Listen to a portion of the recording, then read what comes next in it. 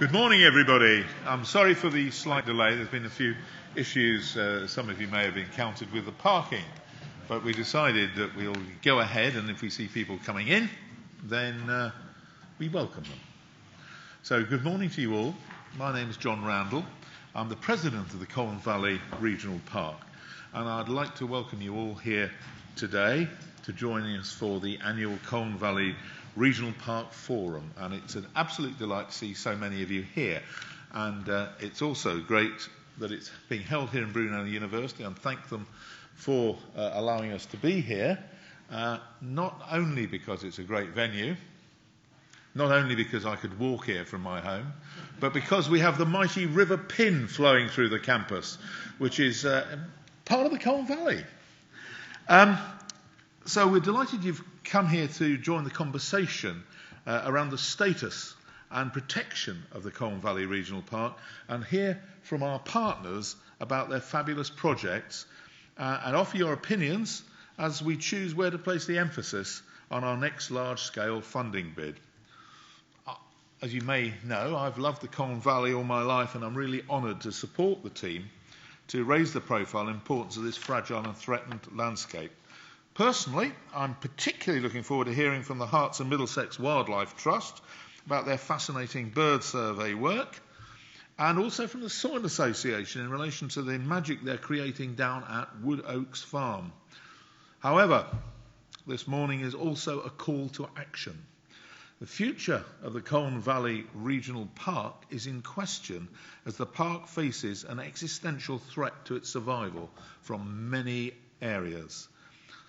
I've been asked to ask you not to leave at the break, but remain for the launch of our campaign to ensure the countryside of the inner green belt has a sustainable future. Having exhorted you to do that, I must apologise that I have to leave to go to Westminster. So, do as I say, not do as I do. But thank you all again for joining us. I'm now going to hand over to Anthony Longdon, a Colne Valley Regional Park trustee, who is an absolute doughty warrior for the Colne Valley and who's chairing today's forum. I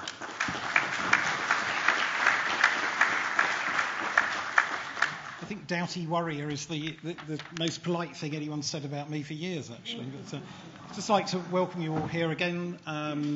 We've got a lot of ground to cover. We've had a few changes in our arrangements, and I'll keep you appraised of those as we go. But basically, the most important one is that we'll be having our lunch in here instead of out in the foyer, as some of you who've attended previous forums may remember. There will be opportunities for a question and answer session, but we're going to get through the meat of the presentations first in order to just cover the ground. I'd just like to thank Lord Randall for coming along, albeit but briefly, to do the introduction for us. And also, I would also like to add our thanks to Brunel University, London, for giving us this fantastic space. Bit of housekeeping. We're obviously not expecting a fire, but if the alarm does go off, then please make your way out of the building. There's the two exits outside. We just channel out and you'll be directed. I think the fire assembly point, yes, is in the gravel car park, which will have filled up considerably from what I gather. Please turn off your mobile phones or put them on silent for the duration of the presentations. And as some of you will have discovered, the toilets are outside in the foyer area. We're going to start off this morning with Tim Hill, who's presenting details of an absolutely incredible project that's been carried out with Herts and Middlesex Wildlife Trust to provide precious information on our local bird populations and the need to build on the groundbreaking angling and nature conservation project. So without further ado, I'll hand over to Tim. Thank you.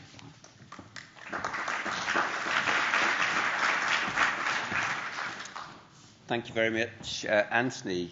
Can I make sure everybody can hear me at the back, because it sounds quite quiet here. Is that okay? Great stuff, okay. Thank you. And thank you for Stuart for inviting me to come along and speak again this year. It seems like a minute since we were here last year talking about angling nature conservation with Tony Booker over there. More importantly, I'm really the warm-up act for Rose Lewis, who's coming on next from the Soil Association, but I'm delighted to be here. So anyway, I'm going to talk to you this morning about the Colne Valley and its significance. It's a regional park, but I want to explain to you this morning that it's much more than that. It's actually of national significance and potentially of international significance. Before I do, Could I just ask you to put your hands up if you've travelled further than 10 miles to get here this morning? Anybody 20 miles? 30? 40? 50? Thank you. I'll come back to that later, but it's just interesting to see how far you've come this morning. For the last 20 years or so, we have been trying to work at a landscape scale across the Colne Valley. I joined Herts and Middlesex Wildlife Trust in 2004, and at that time we started looking up and down the valley with a view to look at fish populations. We developed a fisheries action plan. And then in 2007, we started getting very interested in how we could assess the whole of the Colne Valley to see its value and its significance to wetlands and to waterbird populations living in those wetlands. So we commissioned Graham White and Alan Harris back in 2007 to do a study looking at every water body from Rickmansworth down to Denham. And the photograph you can see, the report on the left, or the cover of the report on the left, shows the results of that.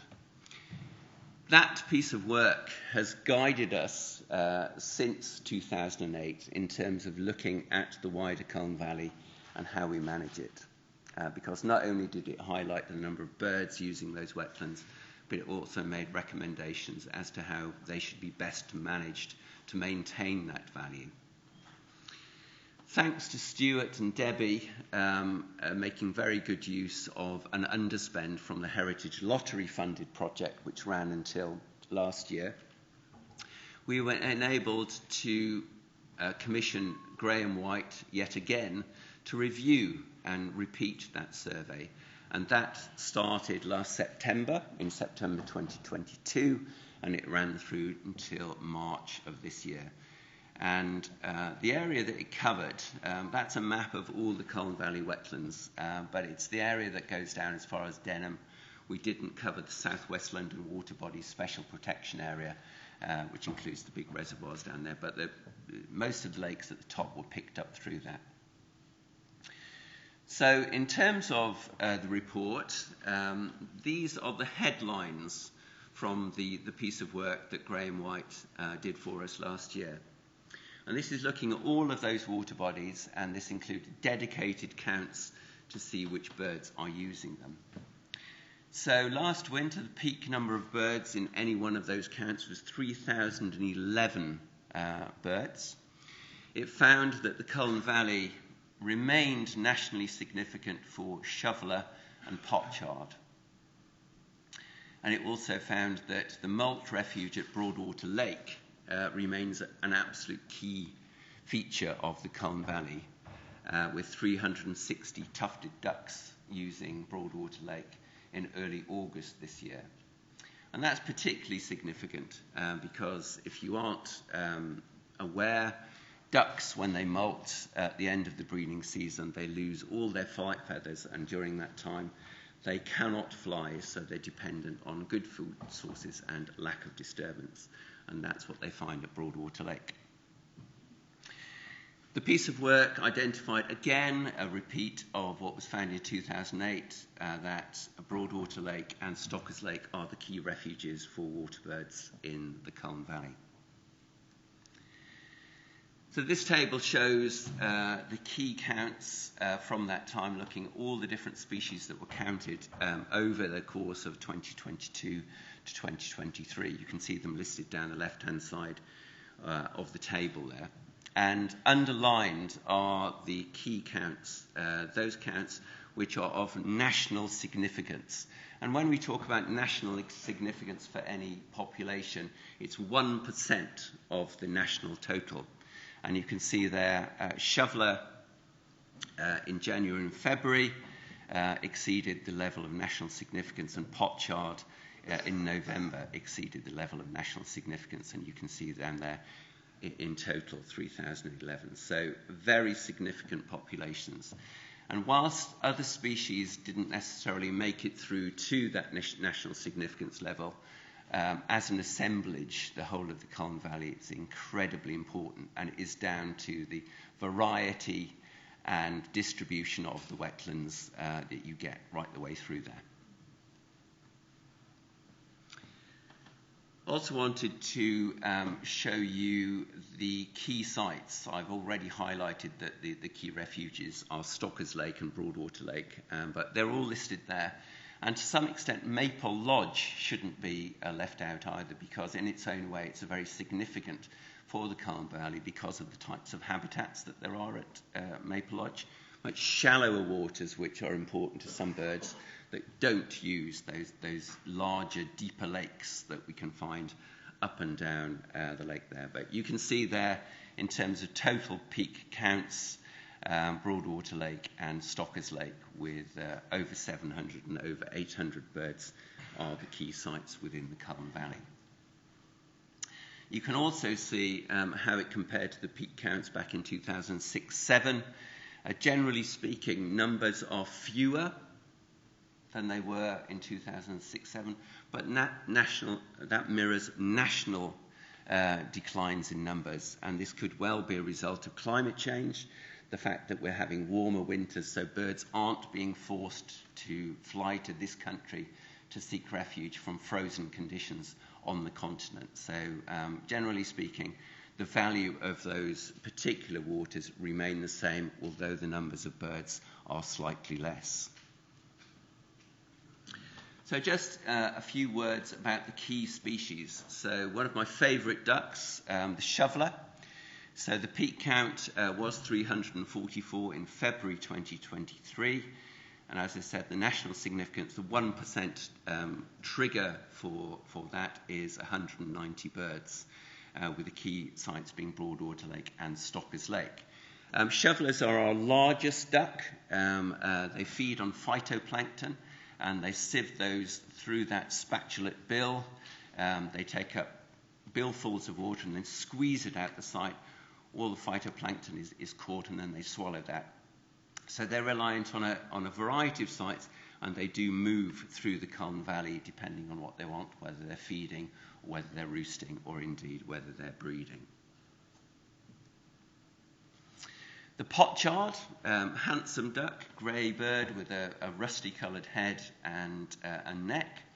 Peak count 234 birds in November 2022, the national significance being 230. And again, key sites were Broadwater Lake and Stockers Lake. Shoveler are a dabbling duck. Potchard are a diving duck, so these rely on aquatic invertebrates, including freshwater snails, which they dive underwater, and they collect those, and these gather, particularly in the autumn time, in their biggest numbers.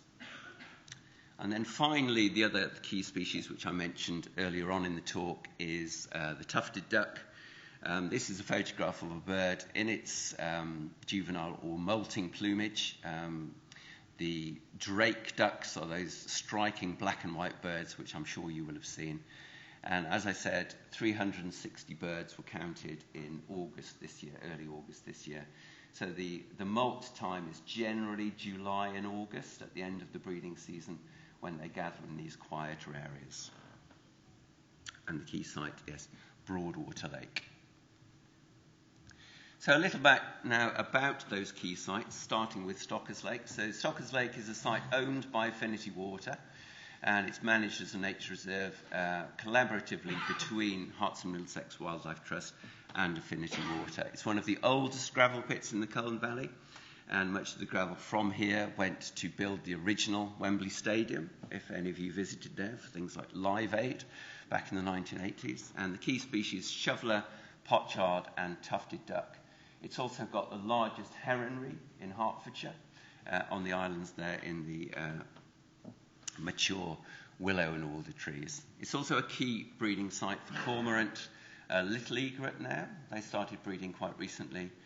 Common terns on rafts, and black-headed gulls, which have now started using those rafts as well. It's a key refuge site, and from here, birds are then able to exploit the wider Colne Valley by returning to Stockers Lake when they're disturbed from sites elsewhere. And Broadwater Lake, I think officially still the largest open water in natural water body in Greater London. Key sites, shoveler, pochard, tufted duck, supporting around 800 birds at peak times. And a breeding site really important for cormorant and grey heron. And yes, that key summer molt site for tufted duck, because those birds can gather there completely undisturbed when they're flightless and make use of the very good feeding resource that is within the site. And similar to stockers, we know from observations over those 20 years or so that we've been studying it, the birds that seek refuge on Broadwater Lake then flight out and use other areas within the Colne Valley and probably further afield to make use of food resources elsewhere. I just want to illustrate that now. So that's a map showing the Colne Valley between Rickmansworth and Denham, Stockers Lake at the top and Broadwater Lake. And for what we've seen, birds do move out from these sites during the day or during the night. Excuse me.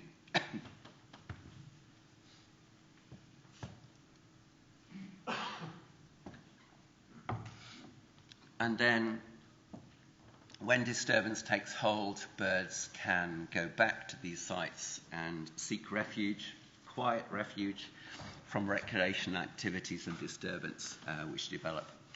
And such that, looking at Broadwater Lake over the years, it's clear that when there is sailing and water skiing elsewhere in the Colne Valley, the numbers of birds significantly rise at Broadwater Lake.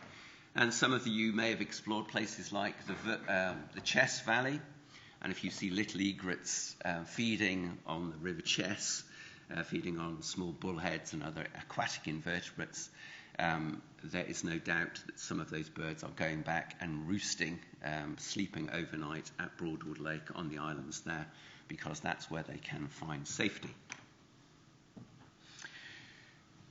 So as well as giving us this absolute reference on the number of birds using the Colne Valley and an ecological description of each of the sites, Graham's report also included management recommendations for each of the sites to make or to enable us to make sure that those lakes continue functioning and the habitats that are most important to those birds continue. And these are the headline management recommendations from the report that was published earlier this year.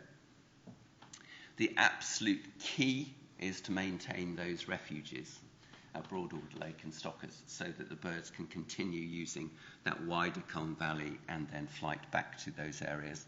And again, Maple Lodge has a very important role to play with that. We need to maintain the early successional habitats, the shallow water, the wet grassland and the marginal vegetation, because that's where a lot of the dabbling ducks, for example, exploit those areas where large numbers of aquatic invertebrates, phytoplankton, will gather.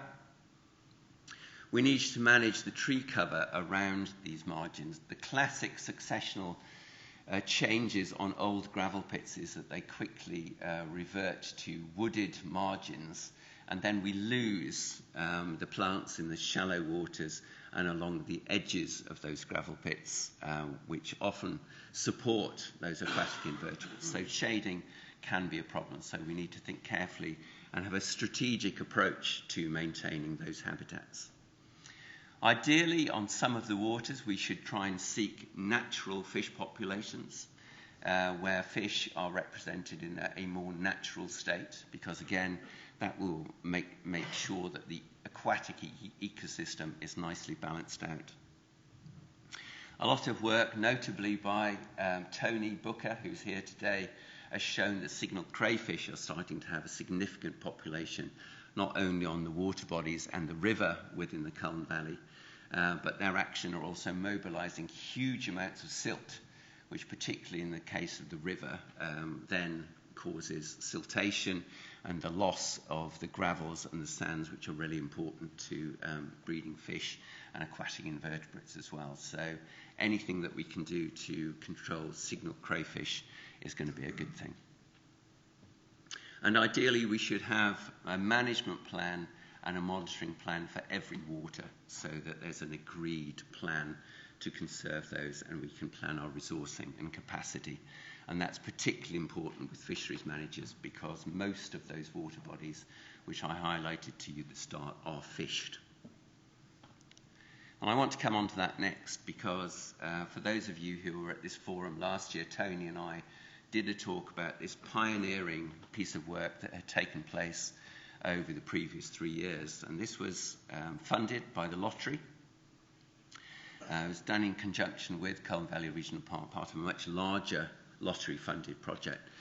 And over that, we took the bold step of seeing whether fishery managers would be interested in being trained into how to manage their fisheries in a more holistic way. And we were delighted that the project was embraced by a fisheries manager, and by the end of the project we had trained 41 fishery managers in ecology, wetland ecology, fisheries management and managing change, and that led to the production of 29 management plans, and of those 29 management plans, at least 25 of those are now being implemented.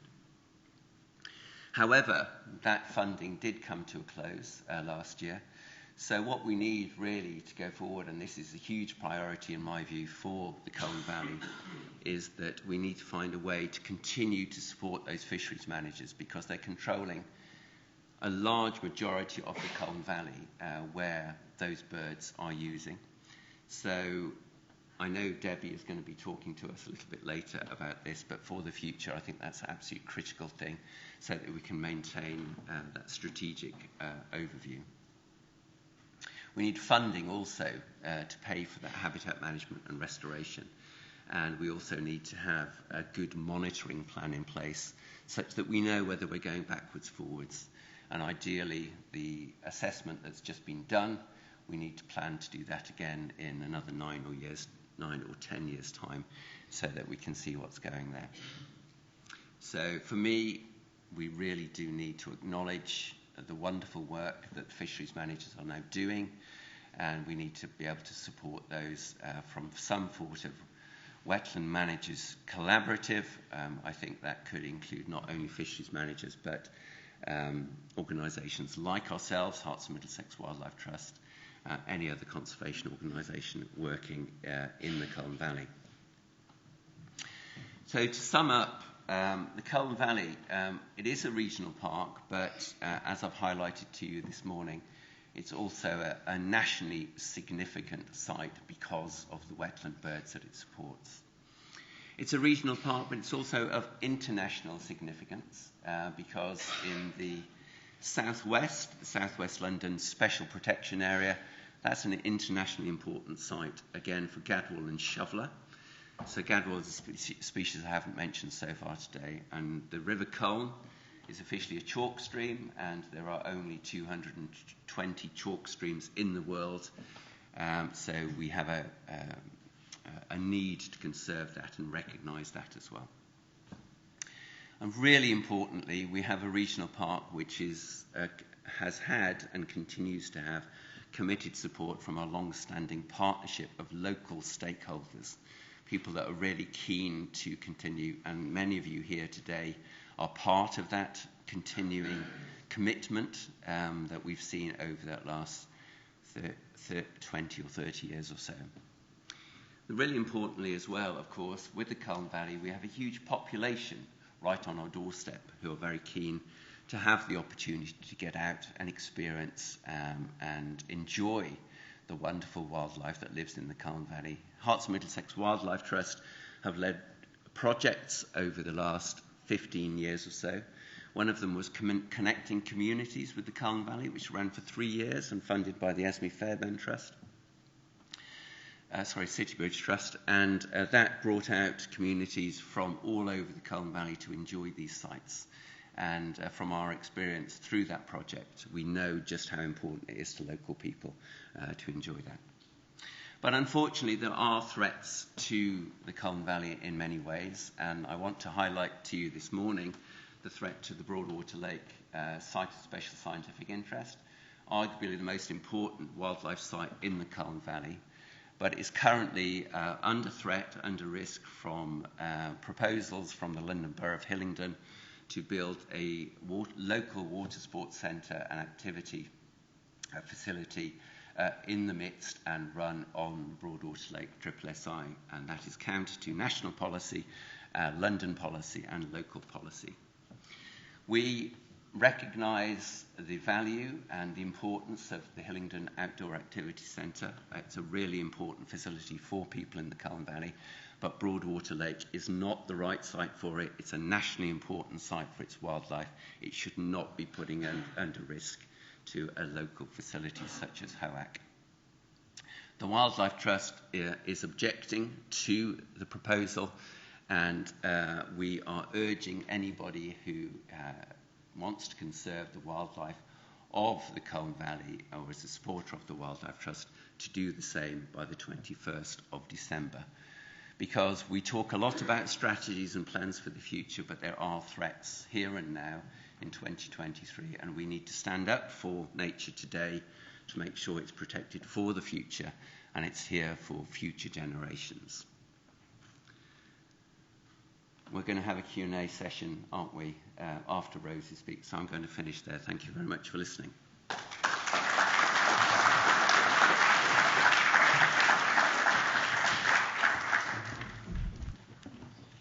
Thanks very much for the update, Tim. And as he said, that after our next speaker, there will be a brief Q&A. We've lost a bit of time, obviously, because we had a late start, but I will be scurrying around with this fetching felt green box, which actually has a microphone in it. So give me a chance to get to you, and I'll do my best. The Soil Association has been doing some extraordinary work at Wood Oaks Farm in Maple Cross, principally to engage local communities with food production, biodiversity and sustainable farming methods. And I'd like to hand over to Rose Lewis from the Soil Association, who can take you through some of the work that's been going on there. Thank you. Thank you. There you go. Thanks. So first of all, thank you very much for inviting me to come and talk today. I'm really excited. This is the first time that we've been able to talk about Wood Oaks Farm, what we've been doing at the farm, and someone called it magic earlier on, which I loved, and how really it's about working with the Colne Valley to promote diversity and collaboration within it. So for those of you who don't know where we are, Wood Oaks Farm is right at the north end of the Colne Valley Regional Park. It's a just over a 300-acre site, a real mix of habitats. We have pasture, wildflower meadows, some arable, and of course some woodland. We sit right at the edge of the Chilterns, and of course we are in the beautiful Colne Valley Regional Park. We're on the doorstep of Maple Cross, Rickmansworth and Mill End, and we've got two very accessible public footpaths that connect us to the wider landscape of the Colne Valley and the Chilterns. It regularly attracts walkers, especially during COVID, where it literally was discovered almost for the first time for many of our local community. And they're really appreciating the natural landscapes and the ability to be able to walk through the lovely green space and indeed enjoy a cup of tea at our cafe, the Tea Shack, or indeed a beer at our very own brewery, the Creative Juices. The M25 cut it in half in the 80s. And with Junction 17 Slip Road literally right round the edge of the farm, it's really an oasis. And if you look at the sort of planned local HS2 and obviously the housing that's planned for Maple Cross, it really is a very precious oasis within quite an urban development. But this does present an opportunity, a major public engagement opportunity. We, like the Colne Valley, we've got 250,000 people on our doorstep within a 5-mile radius of the farm. It's obviously incredibly accessible by car with Junction 17, as I mentioned, right on our doorstep. And we've got the buses, and we've got the tube and the Met line at Rickmansworth, and we did indeed have a bus stop right outside, which apparently is amazing. You can't talk about Wood Oaks Farm, though, without first talking about the Finlay legacy, and specifically this lady, Sally. For the last 100 years, the Finleys lovingly farmed wood oaks using very natural, sustainable methods. But in the last 30 years, like so much of farming right across the UK, the farm became increasingly under pressure to change the way it farmed, using more inputs, changing field sizes, and the different crops that were grown. It gradually became less and less connected to its community. Sally and John saw the farm that they loved change. The dairy went, it was no longer profitable, and the lack of diversity across the fields meant that there were less birds, bees, and flowers, all the things that John and Sally were so passionate about. After John passed away, Sally decided that she actually wanted a different future for the farm, one that looked a bit more like the past, one that was more sustainable and more in tune with people and nature. But she needed a trusted partner to help her bring it to the life. And at 78 at the time, she was also in a hurry. So in 2019, she gifted 2/3 of the land to the Soil Association Land Trust. And we set about designing a vision that would help secure the productivity of the land for future generations. The Soil Association Land Trust, who I work for, is a charity that holds land that is gifted to them, normally through legacies and wills, to ensure it's protected, mainly from industrial scale agriculture, but also from development, and the express wish of farming the land organically. Our sister charity, the Soil Association, certifies all organic food in this country and really campaigns to help transform the way we eat, farm, and the natural environment. The vision we developed with Sally for Wood Oaks is to become a vibrant food, farming and nature hub, one that's beautiful, productive and full of life, a source for inspiration embedded to its local community. And to help achieve Sally's vision, we've set out about 3 main objectives. Firstly, it is to ensure that we keep the farm a farm and continue to produce food. However, we want to make it more nature-friendly by increasing the amount of sustainable food grown at the farm. With the help of the partnership with the Whitby Family Farms, we've almost completed our organic conversion that sees us work with standards that benefit people, wildlife and landscapes. We've been busy planting herbal leys to improve our soil fertility, remove pesticides and other external inputs from our farming, and we launched a market garden last year to increase the number and diversity of crops we grew. In just 1 year, we went from 3 basic arable crops to over 30 different crops, where we saw fruit and vegetables grown at the farm in a very long time, and a variety of flowers grown by our new flower grower. And this is having an impact on our second objective, which is about restoring landscapes and habitats to help wildlife thrive. We've been busy planting hedgerows, coppicing our woodlands, and increasing the number of wildflower areas so that we can create safer homes for wildlife. We're already seeing the impact with increase in variety of butterflies, birds that regularly visit the farm. Our little owl is proving popular with birders and our wider communities, which were gripped by the story of the 3 baby owls born earlier this year. If you want to know the outcome, come see me at the coffee break. And finally, we want to reconnect our communities back to food, farming and nature. We want to empower them to make an impact on their local landscapes, building awareness of the role farming and nature have in our wider food systems and to the health of our entire planet. And our communities are getting involved. Just in the last few weeks, we had over 70 volunteers turn up to help us plant the next phase of our hedgerows. They came from schools, businesses, community groups, and even from the Colne Valley, with the lovely Michelle turning up with her son on a family planting day we did. We have a small but committed bunch of volunteers who turn up and help us with everything from litter picking, building birds and bat boxes, and even Christmas trees made out of pallets that were a knockout sellout at our Christmas fair this weekend. With our new market garden launched last year, we also want to reconnect communities back to local food production. For the first time in 25 years, we were selling food that was grown at the farm for the first time. And people are loving it. They want to get involved in planting and harvesting, helping them understand how their food is grown from seed to plate. We've launched a series of activities that help help people connect back to nature. From bird and butterfly walks with wildlife exhibition and talks, we hope to help people rethink their connection with nature. We want to encourage access for all across our landscapes. The more people will be encouraged to help these landscapes recover and protect them for future generations. And finally, it's that next generation that we want to inspire. We need to mobilise everyone if we're going to divert away from our health, biodiversity and climate crisis. But it's the next generation coming through that now need the knowledge and the experience so they can fight to protect their own future. We host school visits at the farm where they learn about seeds, soils and of course worms. What 7-year-old doesn't want to get their hands deep into a pile of soil full of worms? You might be thinking we have big ambitions, but yes, we do. But we also, to help to achieve them, we will need collaborators and partnerships along the way. And right from the very, very first day in my job, when I met Debbie and Stuart, who came to the farm, the Colne Valley have been amazing partners to all the works that we do during Wood Oaks.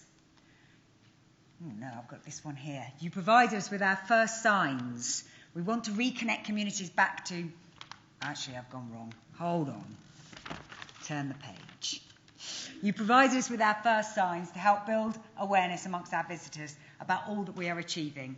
And we've collaborated on events such as the Colne Valley Festival, where we co-hosted a variety of events, including a very wet walk from John, from Chair of the Colne Valley, who brought his huge knowledge of farming and talked through to the attendees about what we're doing at the farm and help the way we are farming help nature and people. With the help of your green team and your corporate volunteers, you've also contributed to our habitat restoration projects. Erwin and Cotton seen here weeding and mulching our new hedgerows with the lovely Steve leading the way. We continue to work with a range of partners alongside the Colne Valley, including Tim from the Wildlife Trust, who's been working with us on our conservation management plan. And earlier this year, we were lucky to work with a wider set of teams, including the Colne Valley, but also the Chiltern Society and ROLAS, to run a dark sky event. I mean, who knew that actually Wood Oaks Farm was a dark sky place and in such an urban environment? But it really was a true delight watching kids and adults alike whoop with joy when they saw the Saturn rings for the first time through a massive telescope. And it's partnerships like this that will really ensure we are getting our joint messages across to as wide an audience as possible. But we're not done yet. Really, in order to build the infrastructure that we need to build our vision, we're going to need more. And we've been recently awarded a major capital grant from the Heritage Lottery Fund to really help build those essential building blocks to bring our ambitions to life. Taking inspiration from our magnificent Grade 2 listed barn, the Black Barn project has support for both the Heritage Lottery but also HS2. We'll be investing over £2 million into converting this building here on the left, amazingly, if you can see it, into an education and community hub that will help us secure a sustainable future for the farm. We want to create a truly accessible farm managed for local people. We also will be investing in capacity to help build on the amazing work we've done so far. Our outcomes are clear.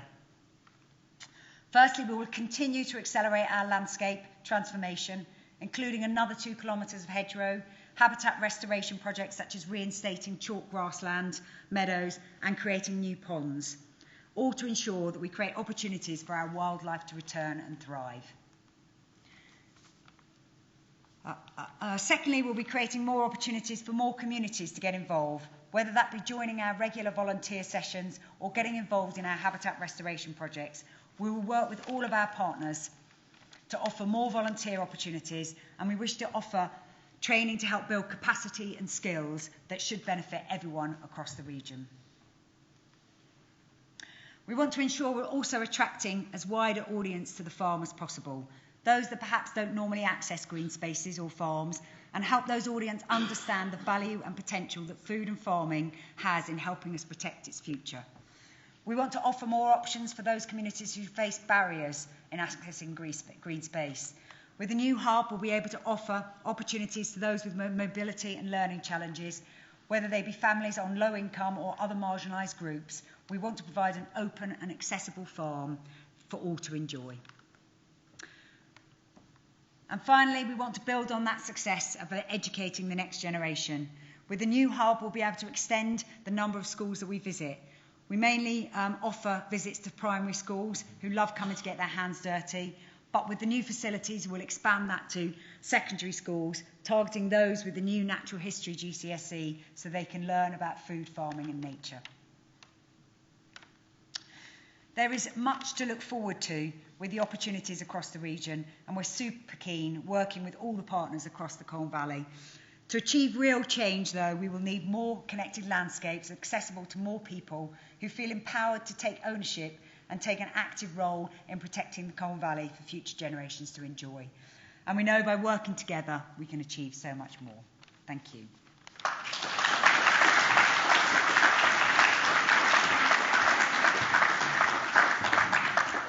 Thanks very much, Rose. There's a lot to take in there, and I think that's another example that just shows some of the potential that the Colne Valley has. It's the sum of its parts, and it's these partnerships and joined up thinking that we try to achieve that makes real differences on the ground. And I think that Wood Oaks Farm is an excellent example of just precisely that sort of thing. We're now going to have, because we're running a little bit late, we'll have 10 minutes for Q&As with Tim and Rose. If I could invite Tim and Rose to take a pew here. Thank you. Hello, my name's Sharon Williams. I'm Chair of Denham Parish Council. This is for Rosie. I was introduced to Wood Oaks Farm a couple of months ago when a local horse association had show jumping there. Absolutely amazed by all the work that's been going on, so congratulations. It's really, really, really good. When you were talking about collaborating with other people, have you ever thought about having something like a Men in Sheds in one of your barns or something there? It's a project that I've been trying to get off the ground in Denham, but unfortunately we don't have anywhere suitable at the moment to try and put somewhere that. But it is a great place, and Black Park have a huge, amazing Men in Sheds, and the men there, they do everything. Oh, so we have an advocate here by the looks of it. They do great stuff, and they help with the management of Black Park and everything, and I just wondered whether that might have been something that you could look to help with the woodwork and the management of the farm. We are exploring it. Yesterday we had a Christmas fair, and I think someone from Men in Sheds had a little stand there. I wasn't there, so I can't confirm because it was very wet and they may not have showed up. But it is something that we are exploring, and so if you've got any thoughts on it, how we make it happen, by all means get in touch.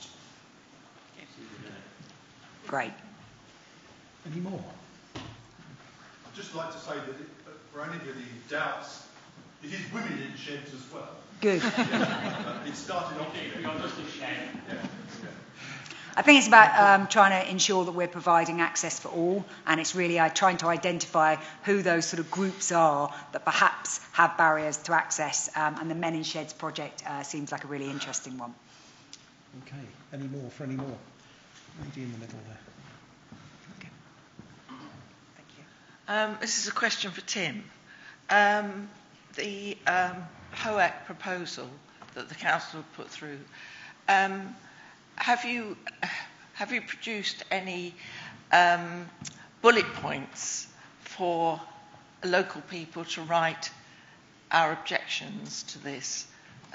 It's huge what we've looked at on the We've council. done our appraisal of Yes. the planning application. There's 193 documents associated with it, Exactly. so we thought it would be helpful to do that. So if you visit Herts of Middlesex Wildlife Trust website, you can be guided through a response. You can have a look at what we think, make your own judgment from that, and Right. make your response through to the London Borough of Hillingdon's planning team that way.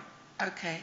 It worries me a little bit that they've got two planning numbers, and one came out first, and I'm struggling to hear you a little bit. Sorry. I've just had a really bad cold, so I'm bunged up, so if you could just hold it a bit close, thank you.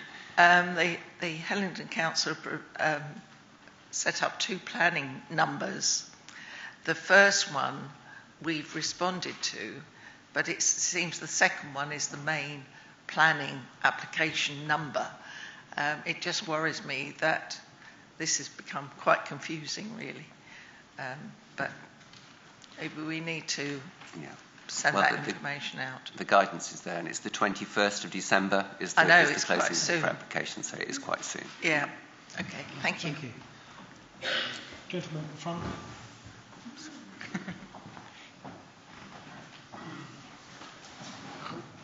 Hello. I'm wondering whether you could tell us, in respect of both projects, whether you see any potential for greater engagement for disabled people and sort of the therapeutic access to the countryside for people with mental illness. Yeah, so part of the Heritage Lottery Fund that we're getting, we're just designing a sort of access audit, just to really understand, well, how accessible, because farms aren't very accessible to disabled people specifically, but also as part of that, looking at those kind of you might call marginalised groups, and that would include those with mental health. And I think there's a tie-up with the whole men's shed thing as well. So there's a really nice synergy there. So yes, it's definitely in our game plan.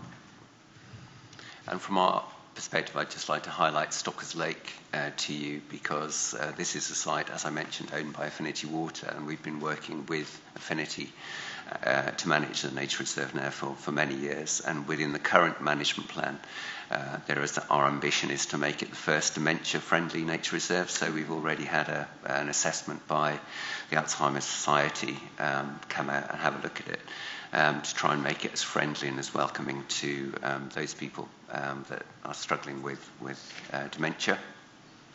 And linked to that as well, it's really important to have as good as possible surface footpaths at Stockers Lake.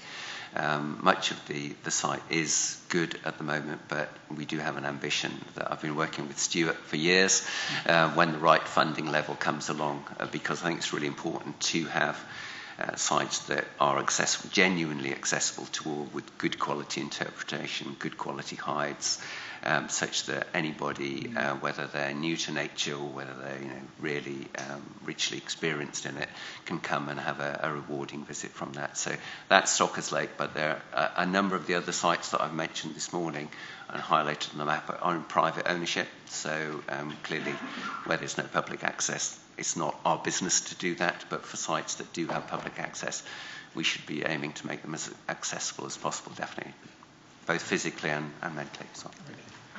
Time for one last question.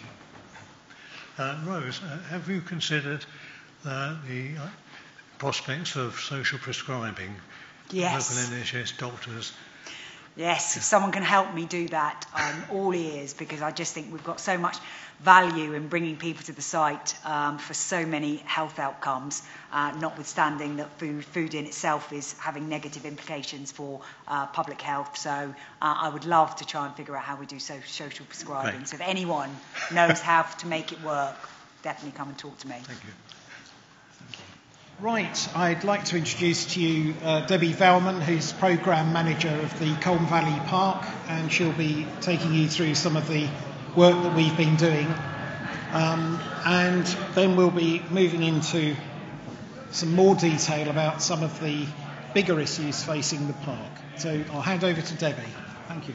Hello, I'm going to talk to you about a prospective new project for the Colne Valley Regional Park.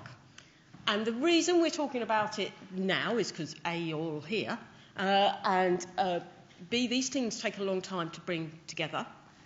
And you all know that we've just finished a National Heritage Lottery grant, as Tim has mentioned, and so on. So there is the possibility to go for another grant from next year. The Heritage Lottery are changing the way they're putting things together, so we won't even see the guidance till January. But it's still valid for me to talk to you about it today and to get you all thinking about how you would like to participate, if you would like to participate, and what things are important to us. There's a bit of audience participation here, so no nodding off. I need to see that you're involved. And part of that is because I genuinely want to know what you think about a few questions we're going to put to you. But also, it's evidence. We're building evidence already for the lottery to show that we've consulted talk to people, and what better chance to illustrate that than when you're all sitting in front of us. So there is the opportunity to go for a Heritage Lottery grant somewhere between 250,000 and 10 million. That's quite a lot and quite a big gap. But the reason we think we can go for this so soon after a project, our last project only finished this year, is because we did quite well at the last project, and our last project ran between 2019 and 2023. It was 2.5 million, with 1.6 million from the HLF. And we had 19 projects and 17 partners. I'll just run you through some of the highlights. Some people will know this, but just in case others don't. We had 17 partners for this, and the quotes that you can see on these slides are from the evaluation report. So they come out, we came out quite well. So here it allowed me to meet like-minded people in the area and other organisations. And impressive how many groups have been brought together under one scheme, and that's what really the lottery liked and we liked, and it enabled us to achieve so much more. And we added new partners along the way who weren't there when we developed the project, and I guess that would happen next time as well, because it takes a while to pull these projects together. But this one that we've just finished realised a long-held ambition to strengthen the Colne Valley Regional Park on all fronts, and to bring together a host of partners that continue to support the park into the future, and that's illustrated by the fact that you're all here. This is another quote that we took from the last evaluation. I knew nothing about the Colne Valley. I knew it was a thing, a place, but I didn't think much about it. It's only since I've seen this partnership in place that I've noticed how much work is being done and how many people they are who are passionate about looking after the Colne. And finally, improving spaces for wildlife has been a highlight for one member. Voles, eels, invertebrates and many more have all benefited from that last project. So what it did was pave the way for a future project from ourselves as a group. And we, notionally, I've called it Landscape First.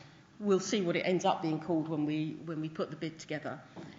We can put an initial expression of interest in early 24. We know that, as I said, it's between 250,000 and 10 million, these grants.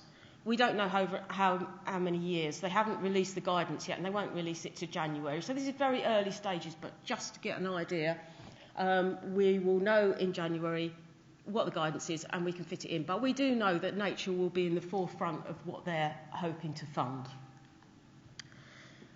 We do have to make this bid substantially different from the previous project, but it can build on our experience of running projects with partners and build on what we've done before. So I'm hoping that some of the successful projects, like the angling one in particular, we can find a way to continue that with maybe a different emphasis, different area. But we couldn't just repeat what we've done before, because they wouldn't accept that. And one of the things that we feel, and you'll see from the next presentation, is that we should focus on the cohesion across the landscape. So what I will be trying to do from the smorgasbord of projects that will hopefully land on my lap is trying to put them together in a way that it shows a programme across the landscape and improvements across the landscape. So your participation matters even at this very early stage, because we need to build on this bid, we need to understand what's important to you, but we also need to illustrate that we've even asked you, and we can do this today. So the Colne Valley is the dark green that you can see on the map, as you know. The last project, we extended the area a little bit with the black outline that you can see up there. So we went down to the River Ash, we included Ricelet Woods. So my first question, and in your packs you've got a red and a blue card, beautifully demonstrated by Michelle. And my first question is, could you put up the red card if you think we should keep the Colne Valley boundary as it is for this project? Or the blue card if you think we should expand the area, and we'll define that at a later stage when we decide what the projects are. Oh, that's unanimous. Jolly good. Marvellous.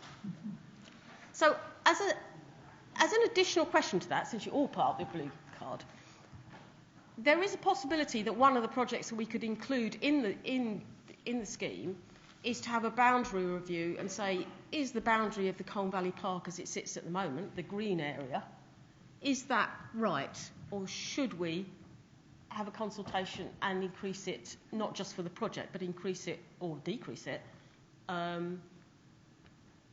a definition? Could you raise your blue card or red card? No, a boundary review would be whatever we think it should be, and we'll come out in the discussion, but we'd have to put some money towards it to research that. So again, that's a yes with blue and a red for no. None of this will be held. We have lots more discussions. Should we extend it to include chess? Well, that's a good question, yes. Okay, so it seems like a boundary review might be one of the projects that would be of interest as we go forward. For those of you who didn't partner with us last time or weren't involved last time, I'll just explain how a partnership project works on this sort of scale. And there are different ways to become a partner. You could be a delivery partner. Herts and Middlesex were a delivery partner with us last time, and they held their own budget and had some staff that were working on this project and so on. Other groups were perhaps funding applicants, so they would apply to us for the funding to put in a style or to run a project, and we would just reimburse them for their expenditure. Or you can be fully engrossed and part of the big team. We will need a partnership board that will look at how we move forward. So that's how one of these big projects works, or how we would want it to work in a partnership way. I've put together some objectives. Obviously, that's for the bid team to discuss as well, but I think our major objectives would be to improve the landscape, the green and the blue, for both people and wildlife, to make this area stand out as a regional landscape. So that's back to my linking the projects together so that we can see the difference they're making across the landscape, and to give the Colne Valley Regional Park the evidence to campaign more successfully for protection of this area. You'll hear from the next presentation how important that is at the moment. We can't use, the lottery will not let us use funds for out and out campaigning. What we've got to do is use this money for evidence that will help us campaign. So what type of products am I looking for, for this next round? Well, they can be small or large. So somebody could propose that we need a new signpost somewhere, or we can, perhaps somebody would say we need a whole new footpath to go in this area with signpost styles and everything that goes with it. It could be habitat improvements on a certain site for say, butterflies or adders, or creating a whole new nature reserve. The scale is up to us to decide for each project. A pond dipping platform or renaturalising a river, a volunteer opportunity or a new volunteer scheme, or new habitat surveys, which obviously Tim would advocate. But there's also an awful lot of habitat surveys in and around the Colne Valley different groups have done, and maybe there's a chance for us to pull that together into one resource now to give us more evidence about how the Colne Valley is performing with nature. As I said, whatever we put into the mix, we'll have to make a story out of that so that it is of benefit to the landscape. So the projects will be linked together in a way that we can show different streams of how we're working for the benefit of the whole landscape. In your packs, I've put in, and we'll email it to you as well, don't worry, some proposal forms where if you've got a project that you can think might be included in here, and it is long term, don't worry, we'll manage change as we go through, and some things might have happened before we get there, new things will come up, but we need to start somewhere. give us an idea of what your projects are, as many or as few as you want to put forward. We'll email you the forms. It can be very open spec at the moment. We don't need a lot of detail to start this process, and then we'll start talking to you when we've got the guidance from the lottery. Or you can come and talk to me or email me at any time anyway. But there are some forms to show you what we're looking for in your packs. So, give you a minute, but can you put up a red card if you think your association, who you work for or where you live, would not like to or wouldn't have a project to include, and a blue one if you think you would have a project potentially to include in this? Good. Thank you very much. And for those of you that put up a blue project, do you have an idea of the project off the top of your head? I'm not going to ask you what it is. Don't worry. Yeah, quite a few. Good. Good. I hope that you will participate with us. The Colne Valley Regional Park works best in partnership with everybody that lives and works in the Colne Valley Regional Park, and together we can make a difference. So I hope that you will fill in some forms when you get back to the office, when we email you them. Tell us what things are priorities for you. Even if you don't have a project, but you have something that is of real importance to you that you would like us to find a way of fixing, then put it down and we'll see if there's a partnership somewhere amongst us that we can do that. And hopefully, this time next year, we could all be part of a millionaire project. Thank you.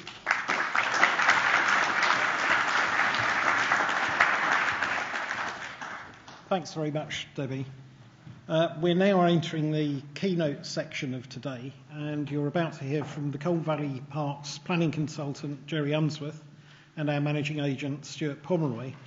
And we're going to be launching what is quite a remarkable campaign to safeguard the very existence of the countryside on your doorstep in the inner green belt. But first, I'd like to hand over to our Trust Chairman, John Whitby, who will give a short introduction. Thank you. Thank you all very much. I just wanted to reinforce some of the messages that our President gave earlier on. I've been involved in the Colne Valley, I think, about 12 years, and been honoured to be your chairman for the last 4 or so. We're really well supported by a huge group of volunteers and your representatives of many of those volunteers. We've also got the great support of our managing agents, Groundwork Trust, and that leaves us in a really strong position. So what you're about to hear is, I believe, in my tenure at the Colne Valley Regional Park, one of the most important messages that we have ever made. And I'd like you respectfully to pay really close attention to what they're going to say, because it's a really important message. Thank you very much. Thank you. Thanks for the introduction, John. So for those who don't know me, I'm Stuart Pomeroy. I'm the Colne Valley Park Managing Agent, work for Groundwork South. I'm going to do this presentation as a double act, really, with Jerry Unsworth as well. So first off, the Colne Valley Regional Park is the first significant area of countryside to the west of our capital. It's a special place that has huge potential to deliver huge benefits for people, wildlife, and our environment. And this area has been delivering this for well over 100 years, and we want this to continue. So you can see the quote up there from 1907, and I particularly draw you to the language of it. The reviver of hopes and healthfulness for jaded chaps. But still, in the modern era, there are multiple studies that show the mental and physical health, well-being benefits of access to green space. So usually at the annual forum, I would be giving a managing agent's report. However, Colne Valley Regional Park is at tipping point, and we believe it now faces a genuine existential threat. So, take it as read that lots of positive action is taking place to enhance and promote the Colne Valley Regional Park. Take it as read there are green skills teams, green spaces work. We're managing irreplaceable ancient woodlands. There's community engagements such as the Colne Valley Festival Fortnight. There's river improvement projects. And this morning, you've already heard about Wood Oaks Farm, the Landscape Partnership, the groundbreaking Angling and Nature Conservation Project, and the Waterbird study that some of our partner organisations are delivering. There's a lot going on. But in this presentation, Jerry and I are going to highlight the Colne Valley Regional Park's actions over the last year or so relating to spatial planning. We're going to reflect on what is happening in the Colne Valley Regional Park, but in the context that similar things will be playing out elsewhere in the countryside immediately around London and other major cities. And we're going to be outlining the Colne Valley's campaign for 2024 and our 5-point plan for this vital role that the inner Greenbelt can play for society and environment where countryside meets city. So before I come back and launch that campaign, I'm going to hand over to Jerry to do some reflection and looking at what has been happening.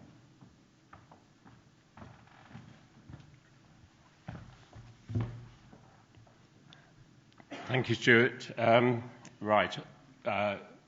Many of you may know me, but if not, I'm Jerry Unsworth. I'm a town planner, and I come in on an ad hoc basis. I've got to say, though, I do feel part of the team. I'm not part of the team, but it is a great team you've got here. What I'm just going to run through is, as Stuart introduced, what's sort of been going on from the planning side over the last couple of years, what specific actions we've been doing, what we've learned from that, and sort of what the pointers are to the way ahead. I will be saying things that reflect my personal opinions, and I'll leave Stuart afterwards to tell you what the official line is. My apologies, I'm sucking a cough sweet at the moment, but a little bit of back end of a cold. I'm going to try and demystify some of the planning story, so hopefully, do ask questions if things aren't clear. But I do think the planning picture for the Colne Valley is very important. So just to begin with some of the highlights of what we've been up to, and it's good that we've got a big screen here. One of the key things we did was sort of map the development proposals that have been happening from a sort of base only a few years ago of what the Colne Valley looked like before HS2 arrived, and then on the right-hand side there, the various proposals that have come forward at different times from different authorities, different developers, and that mapping, we've used really as a wake-up call. All of the Colne Valley Park is Greenbelt. Greenbelt is meant to be kept permanently open, so you'd have thought our mapping would send some alarm bells, but those bells haven't been ringing as loud as I think they need to. In March, we held a workshop for organisations to help them, and many of you I'm sure will be here, to react, how to respond to these major applications. We followed that with a conference in this wonderful venue in April with some thought-provoking speakers, and that was attended, probably similar sort of level of attendance to today. What we've seen over the period, though, is something of a development frenzy, and that has meant that we've had about 30 major planning applications come in that we've had to respond to, covering data centres, motorway service areas, huge film studios, thousands of houses, warehousing, and this all sandwiched between the two of the major largest infrastructure projects proposed in Europe, HS2 under construction, and Heathrow, which sort of went away a bit, but is now very much, we've got to be aware, that is not off the agenda. We have whilst we've been responding to applications, that is a very, very much the symptom, and we do need to get into the cause, the policies, both at a local government level and at a national government level. So, the responding to applications is a huge drain on the Colne Valley Park's resources, and we need to influence the policies both at a national level and locally, and that's what we've been trying to do. That's involved meetings with the planning contacts we've got in the different authorities to try and take on board the 2019 Green Infrastructure Strategy, which isn't about development but about how you can improve the countryside in the Colne Valley. And I think very important that is at the heart of those plans. But we're seeing mixed responses. Development pressures are really paramount in what the planning authorities are having to cope with, and we are really, I've got to be honest, struggling to get space for the countryside planning that should go alongside this. We are very grateful to both the local authorities, the parish councils, to neighbourhood plans that have taken the countryside story on board, and there are some good examples there that we're trying to promote, and there's a lot more coming on the planning front, with more plans for local authorities to come forward. We've been engaging at a government level, ministers, shadow ministers, MPs, and we're very grateful for the responses from many of our local MPs. What I've got to say, though, is that we're not seeing a change of policy, and the sort of standard letter that we would get on when we say, well, we're very concerned about things, is that you are Greenbelt, you're protected. And that's in theory. I've got to say, for those of you who may have come across the term very special circumstances, this is getting applied time and time again. And it is a sort of in through the back door, but it's a way that can circumvent really improving the Colne Valley Park at the same time as development happening, and that is what we're suffering from. The other thing that we've done, as well as talking to all of these people, is try and engage with some of the bigger organisations out there and some of the consultancies. And one of the consultancies, LUC, Land Use Consultants, we did engage to do this storyboard, which hopefully you had a chance to see. It was on the screen during the break. And what that's doing is really saying that society has changed, society and environmental needs have changed, but places like the Colne Valley Regional Park are getting overlooked. And I think there's a strategic thing going on that I'll come on to. The important thing is that I think we shouldn't lose faith here, because what the Colne Valley Regional Park is, I think, is tremendously important. It's great as a place, it's got great potential, but it's also got strategic importance for London, and I think we really shouldn't forget that. It's it grew out of a vision, a countryside vision in the 1960s, as the Greenbelt did, and that is now more important than ever. But I do think because we're relying on old policy, it is getting eaten away, and it's not being cared for in the way that it needs to be.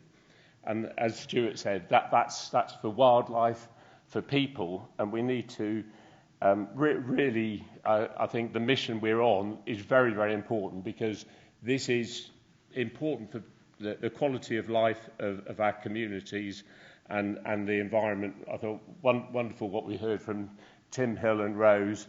These are really important things, and we shouldn't lose sight that this is, in a sense, a garden for London. And I do think everything gets, into such narrow thinking that we do lose sight of that. Greenbelt policy is sort of rooted in keeping the cities and towns apart. And what the problem, what happens with very special circumstances, it's almost, you can have a big chunk out of that, and still keep the city and towns apart. So tick the box. And there is a big need for development, and that need is not, frankly, getting addressed at the top level. It's not getting addressed or gets addressed in individual local authorities, but they've got their individual boundaries. We've got nine different organisations with a finger in the Colne Valley Regional Park, and they're all with their own agenda. And the big picture, really, I think, that we're being affected by, you've got a Greater London Authority, and then you've got all of the home counties outside, and nothing that takes an overview. So I do think our sort of message is, we need to care for this place, we need to connect it, we need to connect the countryside to the urban areas, and we've got to champion it as we're doing today. Unfortunately, the care is not what we're seeing in so many parts. I think those parts tend to be more towards the south, but it is spreading. It's like a disease, but it's a really significant disease because it leads to a sort of cycle of decline. When people experience this sort of thing, they don't go out and enjoy the countryside that is around them. And this is happening partly through deliberate, what we'd say is planning by dereliction, landowners who want to almost promote their development opportunities, because if you've got grim-looking land, then, well, what's the harm of developing? The authorities are very stretched in their resources and can't keep up with this, so enforcement action is not happening. And this is a really, this is all in the on the Colne Valley Trail. Yes, it is more down towards the south end, but it's spreading, and we've got to watch out for that. So I think we really shouldn't forget what this area is as a place, as an entity, because if you get the bits breaking up, it's like the links in a chain. If you don't have those links connected, then you're losing the essence of what we've got. I know Stuart, he's been working here about 20 years and has seen this decline whilst he's been trying his best to improve this place. I've been involved here for about 8 years, having been in local government until that time, and I worked in with Greenbelt for years and years, and it really struck me. My first involvement was in connection with the HS2 project, and it really struck me that this is such an important organisation, actually, the Colne Valley Regional Park. It's such an important thing to look across the landscape and bring a vision to it and champion it.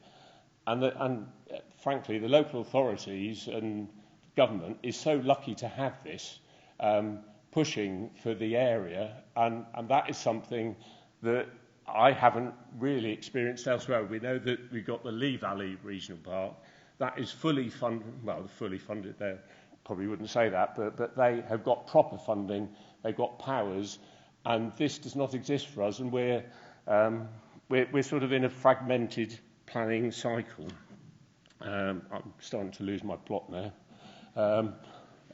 But I think so I'm just going to check my slide number. Yeah.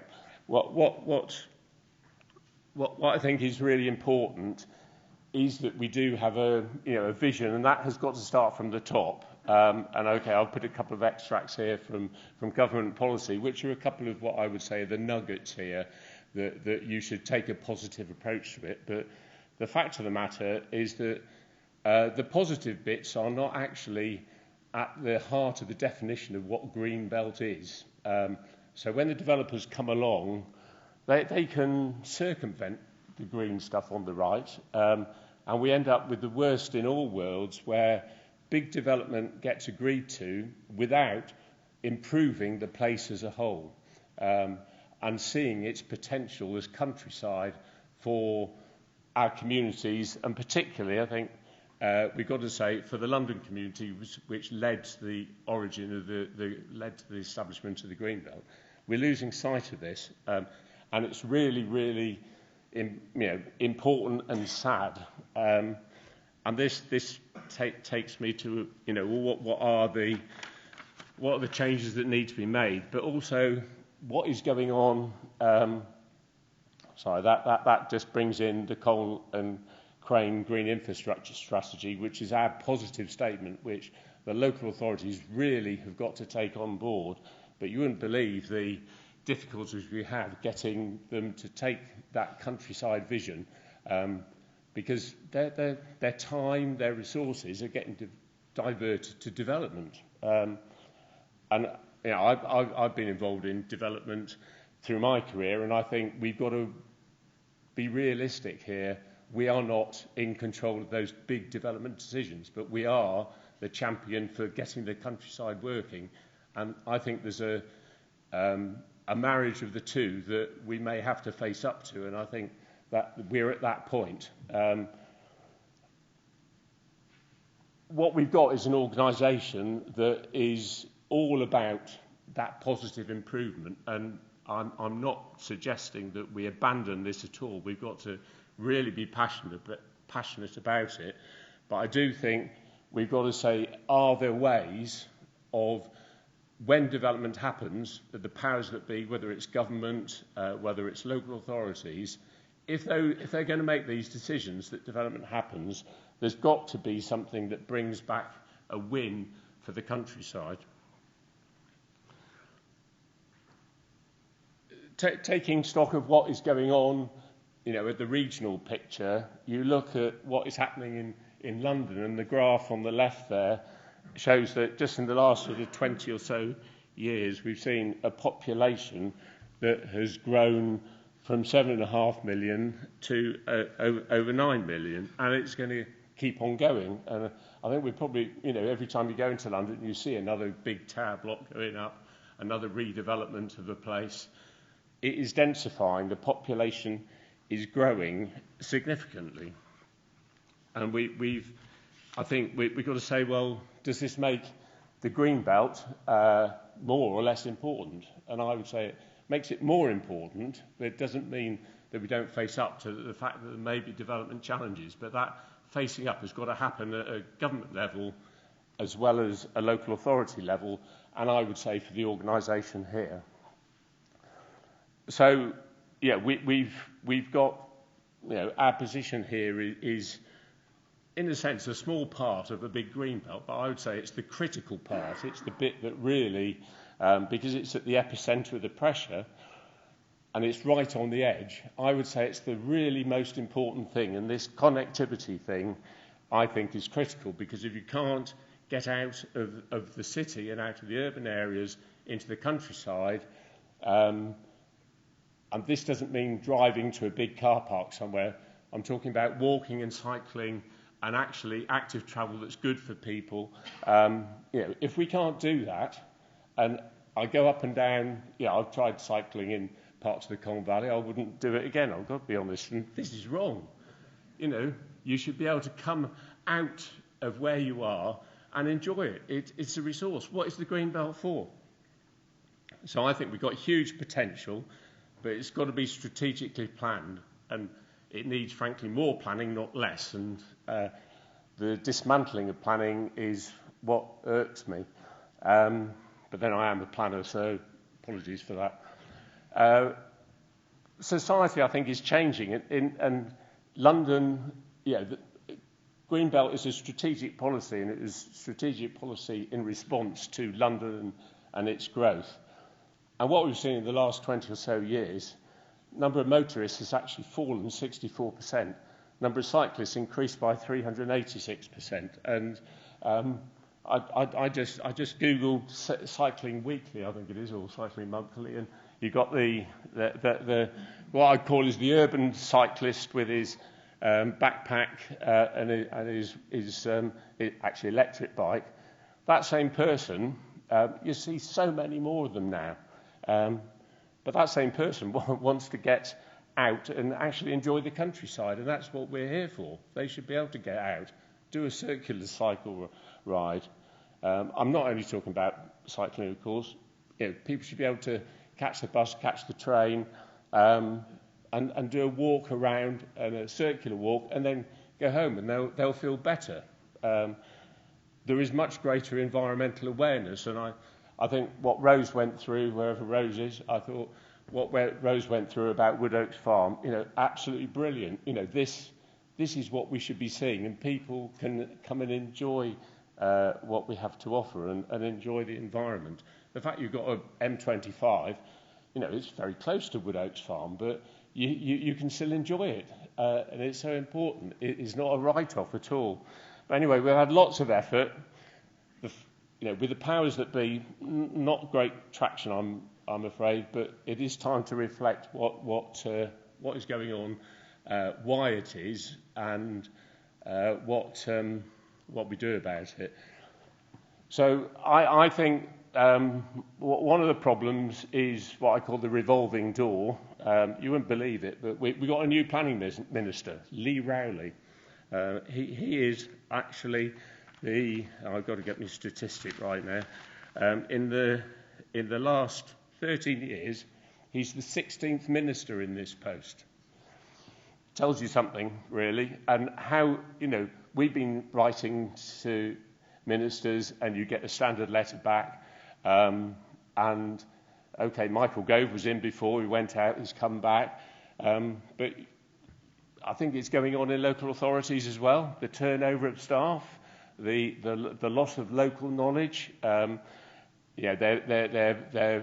process, got to get their applications through, and great funding increase actually for dealing with applications, and I don't think it really helps us, because what they then do is put their finance into staffing for applications, but I'm witnessing what I would call silo working between the divisions, I'm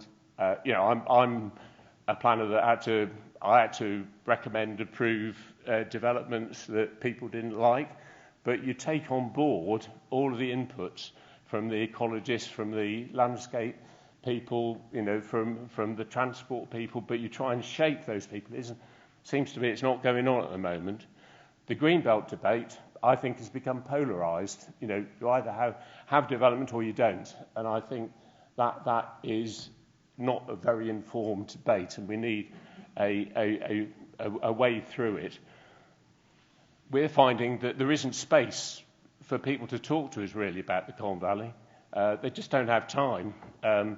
Their resources are being depleted, and I think you can see the writing is on the wall. There isn't going to be more money out there, so I think we've got to be clever. Where do we harness the funding from? We've got an election coming up, and you know what that means. But it's an opportunity as well.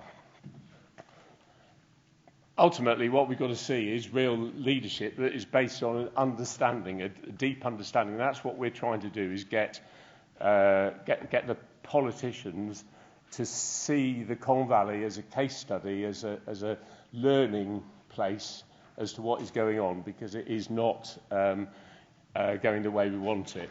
So this takes me to, well, what have we learned and where should we go? I think there is and it's absolutely essential, is there's got to be some proper spatial planning vision that happens above the local authority level. It did exist. There used to be regional plans, and they were booted out about 12 years ago, and I think we've lost something that is really important, because I know from that sort of time the Greenbelt was safe. It's not safe anymore, and there are pressures for development we can't get away from, and you need some thinking and planning that says, well, these should go here. At the moment, each authority, each area has to cope with those pressures, and their thinking is narrow as a result. So the very special circumstances clause is being misused in my book, and that has got to change in national policy if places like the Colne Valley are to realise their potential. There's also, I think, this whole thing about what the quality is, the importance, strategic importance of the Colne Valley Regional Port. It is strategically important, not just, and this isn't to take it away from it, but not just for the bird life or wildlife, but for its whole being there as a countryside that the city can access.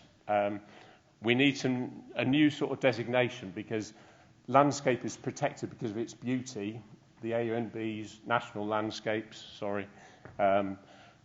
national parks,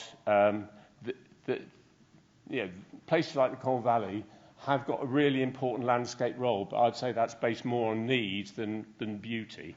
But it is still really important, so I think that is something we need to champion.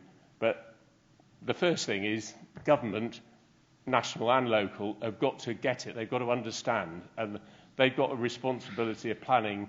Planning is not, I think, a dirty word. It's something that should be integral to their whole activity. This image from the slide before is, I hate to say it, it's AI generated. I'm not capable of doing that myself, but it was to really conjure up this vision of a cared-for natural environment on the doorstep of the city, that people could go out and enjoy, that nature works, that it's planned. It's actually, you think about the finance and investment that goes into that city, it should go into the countryside. We've got to harness that money. And I actually went away about a week ago and realised that this vision does actually exist. It's a short, I'm not short, but it's a train ride away, non-stop actually, from St Pancras.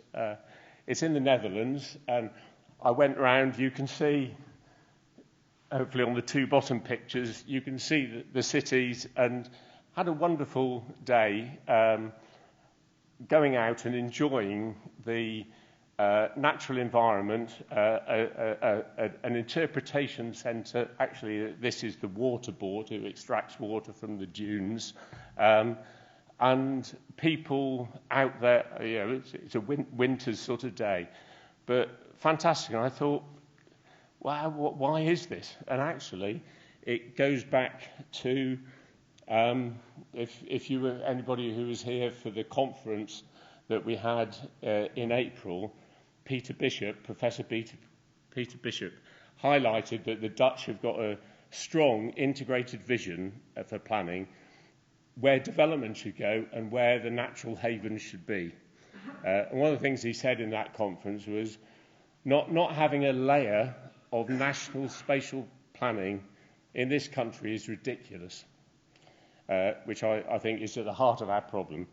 And our countryside is suffering as a result of that, I would say.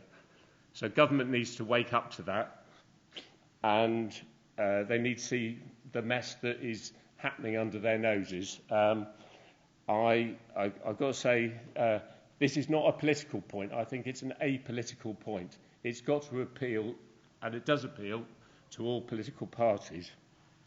So if anybody's uncertain about this,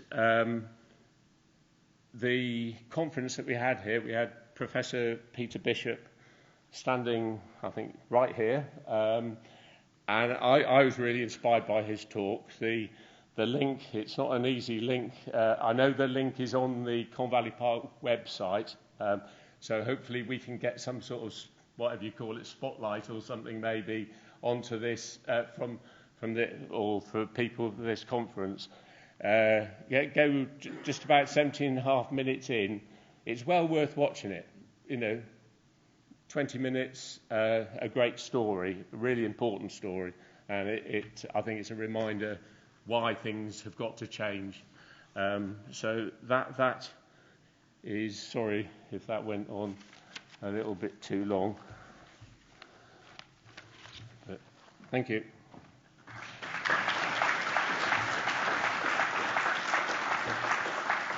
Thank you, Jerry. So hopefully that that has helped set the scene, and we are grateful for those in positions of power who have listened, who have understood, and who have acted. But as Jerry is saying, unfortunately, our efforts to promote proper political understanding and buy-in are not cutting through with key decision makers. Therefore, today we're going to launch a campaign that we're running throughout 2024 and for as long as it takes, but with an emphasis on making headway before a general election. And there's the campaign mission. I don't usually read things out from a slide, but I'm going to. So the campaign is persuade decision makers to act now to protect the special landscape of the Colne Valley Regional Park by introducing a new specific status that safeguards it for future generations and enables it to realise its full potential for the benefit of people and wildlife.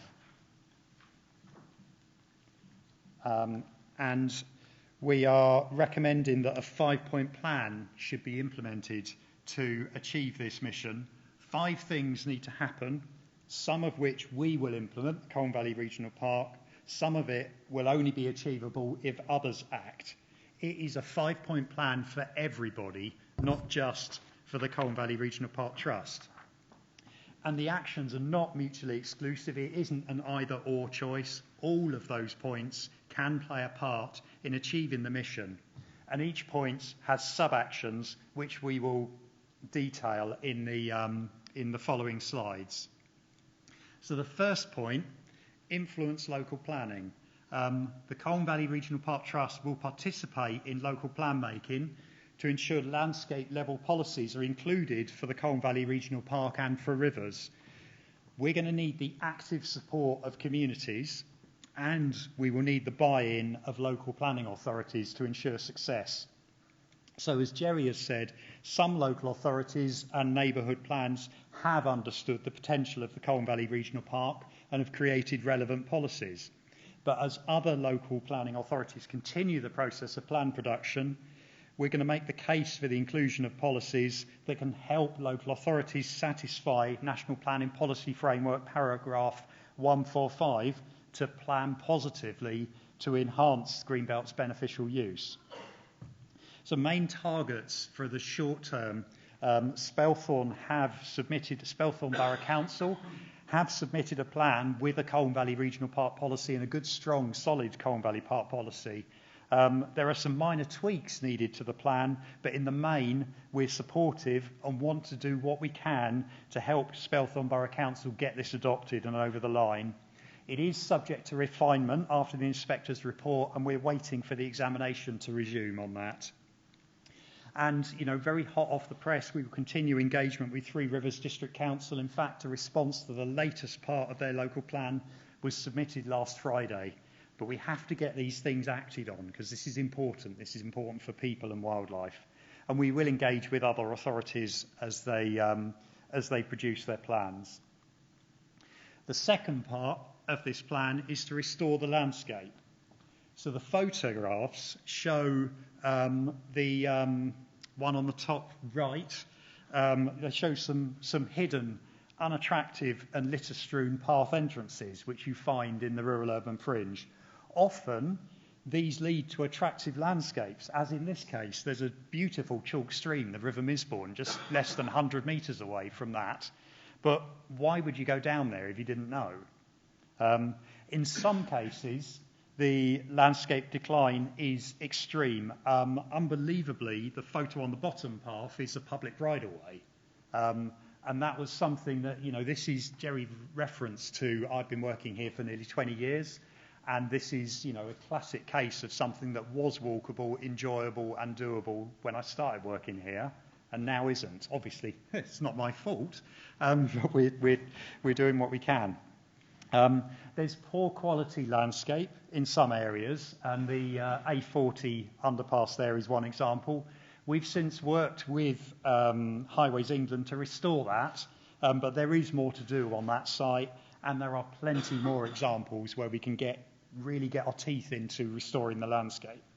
And just for the avoidance of doubt, our use of the term landscape here includes waterscape. So we need river restoration, pollution monitoring and tackling invasive species. We've got to take a bottom-up, landscape-focused approach on this. So there is stuff happening. The local authorities are producing local nature recovery strategies, and there's going to be 5 of them that cover the Colne Valley Park because they're done on a county basis. But our point is, well, that is bonkers because that's not how wildlife works. Wildlife works on a landscape basis and a catchment basis. So we need to work with those local nature recovery strategies, include them, get them thinking on a landscape basis, but we also need to fill in the gaps. And actually, I think we need a local landscape recovery plan as well. It's not just about the wildlife. So we will find the funding somehow and somewhere to prepare and implement a Colne Valley landscape recovery plan, and we will work with those 5 county-based local nature recovery strategies about how this plan will fill in the gaps and complement that. The plan can help us identify areas for new paths, cycle routes, tree planting, wildlife corridors, wetland creation, landscape restoration, and the landscape restoration is the key bit that isn't being really tackled at the moment. Uses of the plan would be available for parish councils, local authorities, charities and community groups to do 3 things. It can guide project development and inform funding applications for improvement works. It can inform the plans and strategies of individual organisations, whether those are local authorities planning teams on preparing their local plans, whether it's potential supplementary planning documents, green infrastructure plans, open space studies, even development briefs where development is wanted by the local authorities. And thirdly, it can inform design of those planning applications and inform mitigation opportunities. And the third point, and actually this is the key one really, everything flows out of this, is to advocate for reforming national planning, mainly through adjusting national planning policy framework to emphasise strategic thinking and plan making rather than the reactive system that we currently have. So we need a planning system that recognises the intrinsic value of the countryside and people's access to it, especially where the countryside abuts major cities. We need a planning system where local plans are central points of reference for if development or greenbelt release has to take place, and one that disencourages major planning applications under very special circumstances, or at least levels the playing field so that strategic mitigation and compensatory improvements apply in both cases. Our point is that very special circumstances might be fine occasionally, or they might be fine for small developments, but when they're happening all the time for major developments, that's what we're seeing in the Colne Valley, and that's why things aren't working here. Thirdly, we need a planning system that encourages proper strategic thinking at a landscape scale. A system that looks well beyond red lines and puts in place a planning and landscape vision across those local authority boundaries. And then fourthly, if there has to be some change, then there must be a green infrastructure-led plan to ensure we see connectivity with generous green corridors for wildlife and people. Connectivity is a key point, and we're just not seeing that featured anywhere near strongly enough from national government guidance or from local authority actions. In short, there's got to be a dividend for the countryside abutting cities that flows from any development deemed necessary, and that dividend should improve the function of the countryside. Failing to do that, in my view, will be disastrous environmentally and socially. And like I said at the start of this slide, this point of the 5-point plan is key. Government must lead and show the way, and everything will follow from that. So fourthly, Jerry talked about status for the Colne Valley Regional Park. Our objective is for the government to engage with our case study in this area, understand why a new form of designation is needed, and then implement it. Now, that could possibly be done as a national pilot that can subsequently be applied to other areas right next to cities. Important landscapes nationally are currently protected and supported through 2 special designations. So we have national parks such as the Peak District and the South Downs. And we have what are now called national landscapes, such as the Chilterns and the Surrey Hills. Green belts are not a landscape designation, and national policy, as Jerry has pointed out, sees their role fundamentally as prevention of urban sprawl. This is too narrow. So we believe there's an entirely new third type of landscape designation, which we're currently calling regional landscapes, that's needed for selected parts of the greenbelt that abut cities.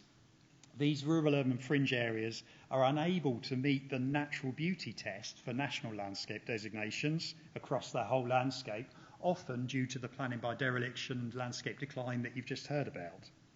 But they still have considerable potential to deliver accessible countryside, natural environment and connectivity for city dwellers. And this is the critical part of greenbelts that's often overlooked. And finally, protect nature.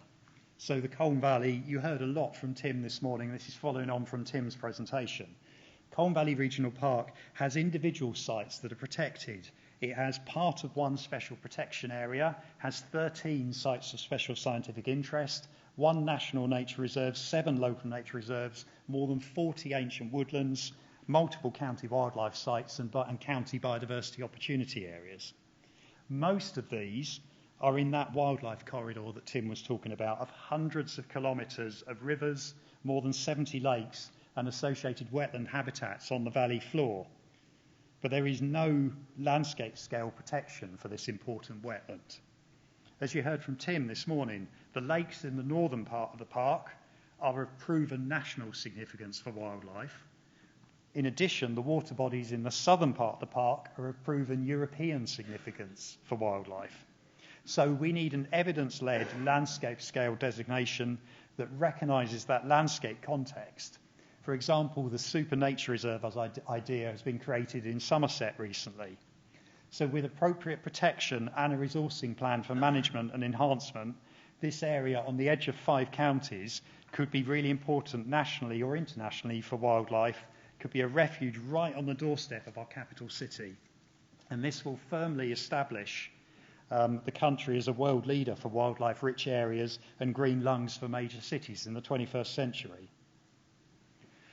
There's also going to be opportunities to look outside of the wetland areas in the valley floor. For example, we could work with local authorities to establish new local nature reserves on wildlife areas outside of that valley floor area. So just to refresh and remind you of the campaign mission and the summary of the 5-point plan, points 1 and 2 can be led by the Colne Valley Park Trust with the proactive support and action of community groups and local authorities. Points 3 to 5 are really within the gift of national government, and point 3 is vital because everything else will flow from that. So we're going to campaign vigorously to raise awareness and advocate that action is taken.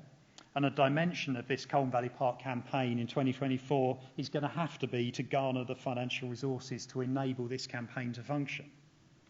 So in the case of the Colne Valley, this strategic approach would see a countryside legacy to benefit millions of people. The 5-point plan is important to implement because the Colne Valley Regional Park is a special area in many places.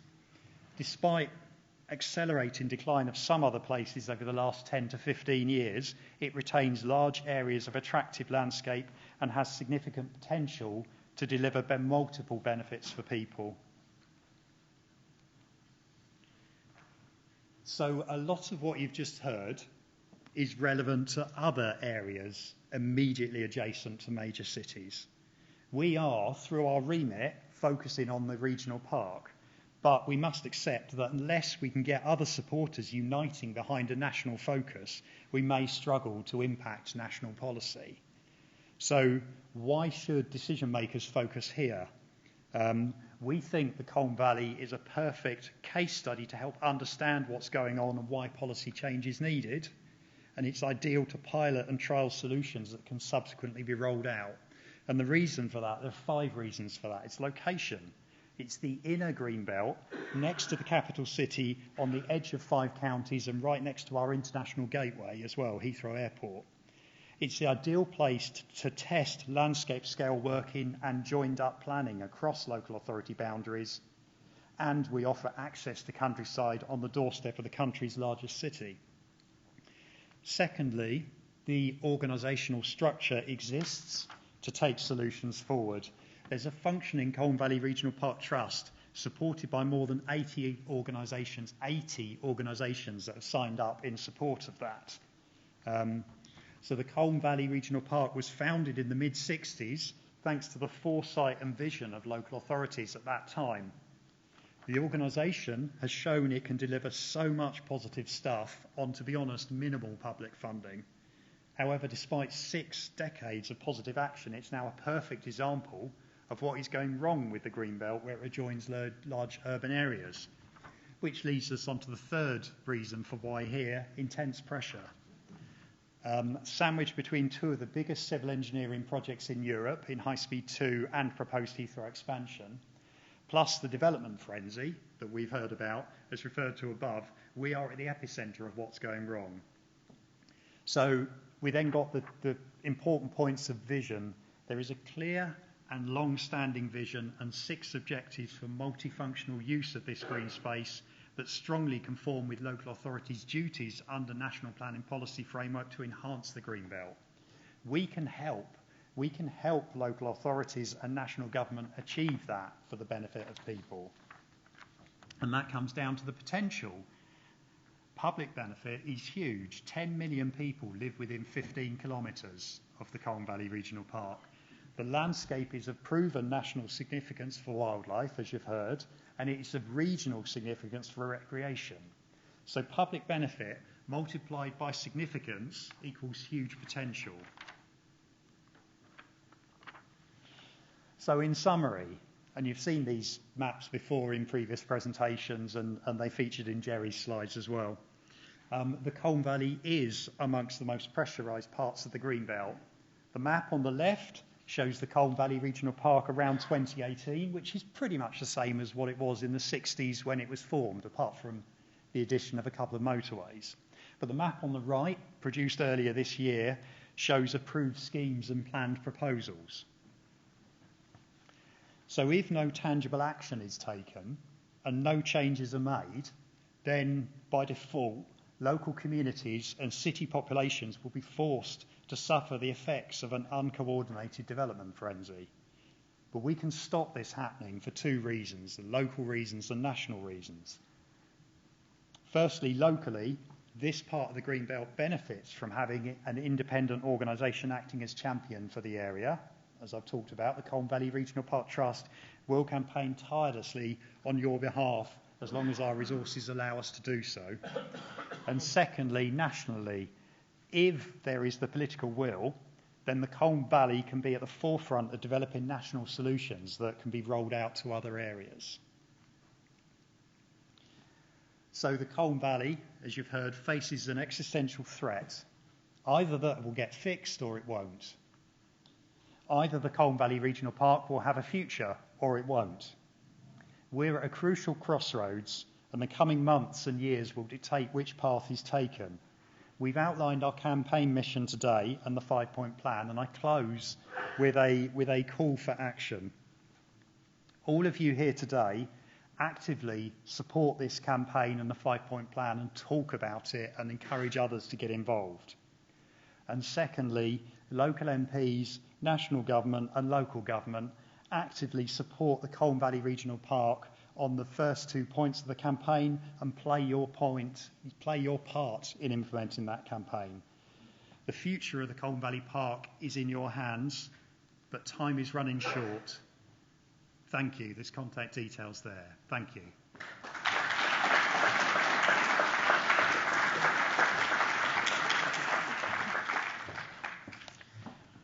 Right, we're still battling the clock, but we've got about 15 minutes for any questions anybody's got for either Jerry or Stuart. So we'll just start with Paul.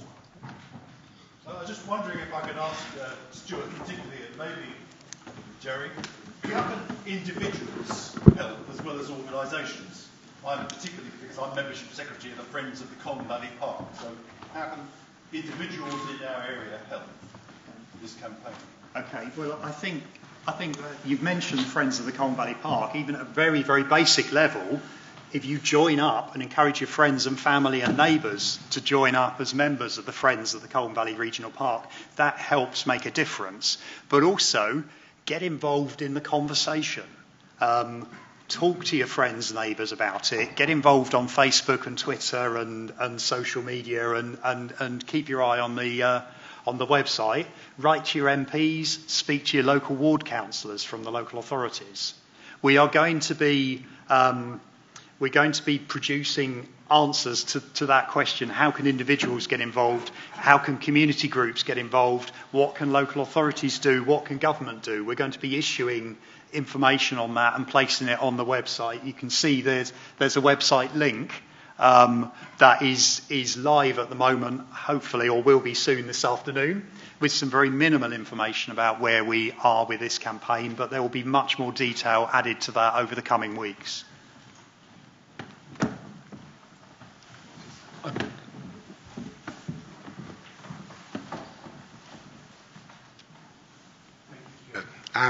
So what I'm noticing here is that, first of all, I think the 5-point plan is wonderful and really support it and want to see it be successful. One of our single points of failure, of course, in this area is Buckinghamshire County Council, who talk a great story and then mitigate against the green belt. So I'm just wondering, within the action plan, what can be done to hold Buckinghamshire County Council and others to account and publicise the horrendous decisions they've made whilst talking about the green belt to destroy it. Okay, I'm going to turn that around to a more positive point of view, in that I think if we can get all councils to see what is happening and to understand what is happening, then, you know, their words in support of the green belt, if they understand what's happening on their watch, then hopefully they can turn things around and be more positive for the countryside. I don't know whether you have anything to add to that, Jerry?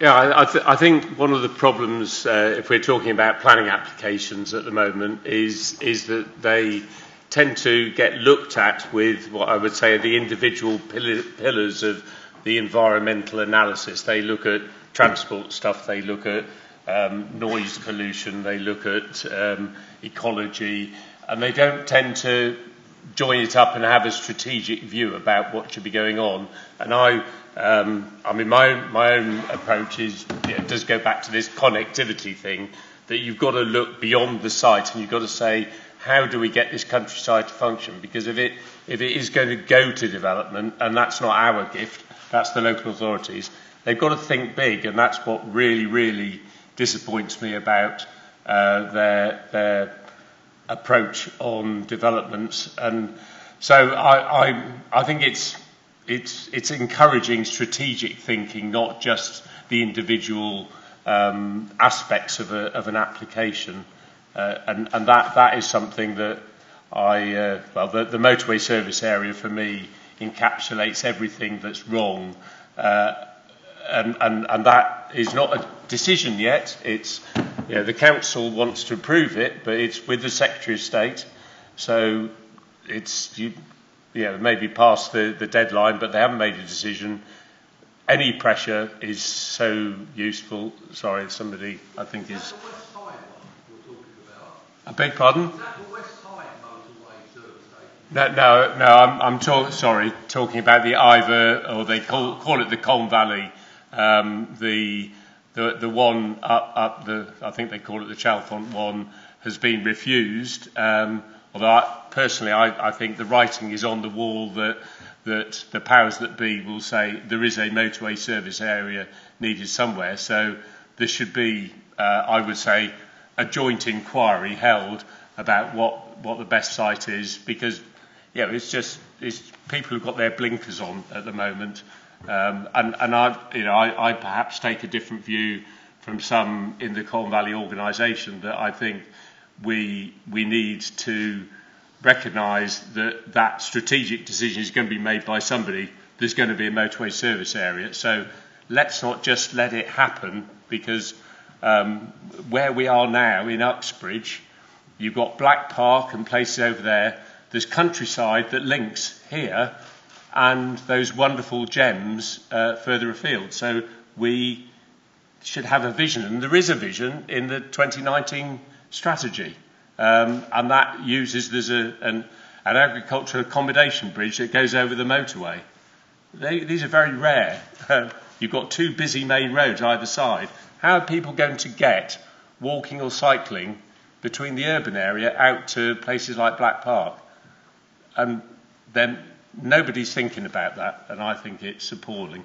I think one thing that was touched on in the presentations was the fact that it's this whole problem of not joined up planning approaches or thinking. Information is going to be very important, and as we approach the next election, there's already discussion where new categories of green belt are being invented in the debate. So you're getting grey belt, things like this.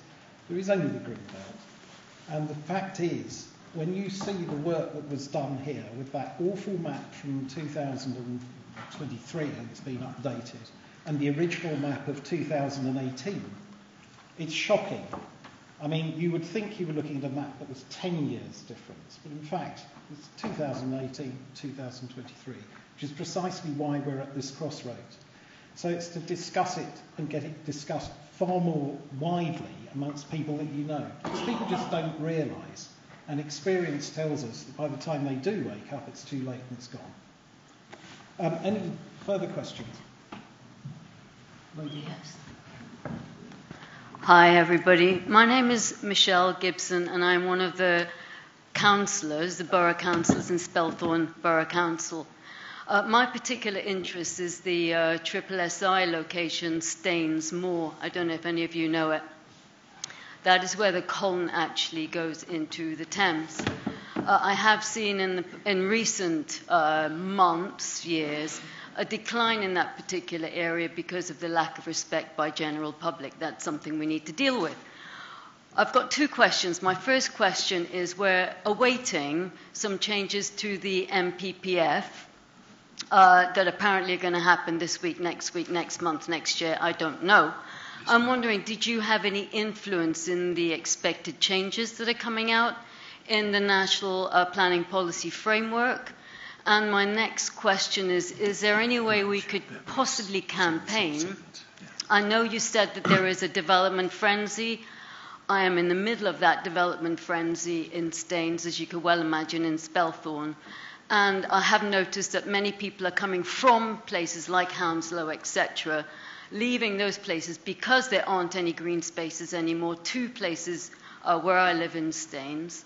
And they need to be respecting it as well. But my next question is, we know that the commercial property now is actually losing value, not being used as commercial. Can we not campaign for that to be residential? That way we don't actually have to build any more residential. We can use existing commercial. That would be wonderful, wouldn't it? The City of London is a third of it now, is almost completely empty. Maybe we can be campaigning for something like that. But again, my first question is, did you have any influence on the expected changes to the MPPF that are apparently going to be announced shortly? Thank you. So, to answer the first question, we have been talking for probably 18 months, 2 years, well, trying to talk to government about it. We have put some clear submissions about how National Planning Policy Framework can be improved to address some of the issues we've talked about, and that has gone to at least 3 of those 16 ministers that Jerry has been through. We have also requested a meeting, and we do have a meeting next week with, not with the minister, but with 2 senior civil servants, which perhaps is better given the turnover in ministers. So we do have that meeting. Have we got any influence? Time will tell, but we're certainly putting the case in.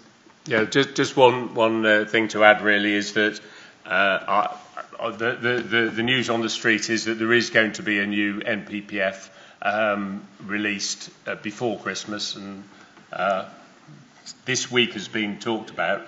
I suspect that's not going to be a radical change, but the submissions that we made before, we can't do any more on what these changes are going to be before Christmas, but we do hope that there can be something beyond that. My own feeling is it's going to be headlines about whether the green belt is protected or not. That's going to be part of it. And I do think that's missing the point for the reasons that we've outlined.